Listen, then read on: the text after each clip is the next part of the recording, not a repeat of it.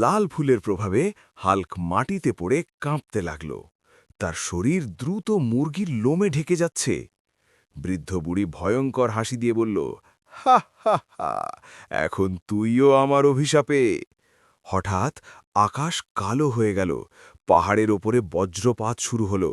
তোতার চোখে পড়ল বুড়ির ঘরের পাশে একটা কাঠের বাক্স থেকে লাল আলো বের হচ্ছে। তোতা দ্রুত উড়ে গিয়ে বাক্সটাকে ঠেলে ফেলে দিল। বাক্স খুলতেই দেখা গেল একটা পাথরের শিশি, ভেতরে নীল রঙের ঝলমলে পানি। বুড়ি চিৎকার করে উঠল, না, ওটা ধরবি না, ওটাই আমার শক্তির রহস্য। তোতা শিশি থেকে কয়েক ফোঁটা হাল্কের মুখে ঢেলে দিল। মুহূর্তেই হাল্কের শরীর থেকে মুরগির লোম উধাও হতে লাগল। হাল্ক দাঁড়িয়ে উঠল। হাল্ক গর্জন দিয়ে বলল, এবার তোর খেলা শেষ, বুড়ি। ঠিক তখনই বুড়ি মাটিতে কালো গুঁড়া ছুঁড়ে মারল। চারপাশে ধোঁয়া ছড়িয়ে গেল। ধোঁয়া কেটে গেলে বুড়ি নেই, শুধু পড়ে আছে একটা কালো পালক।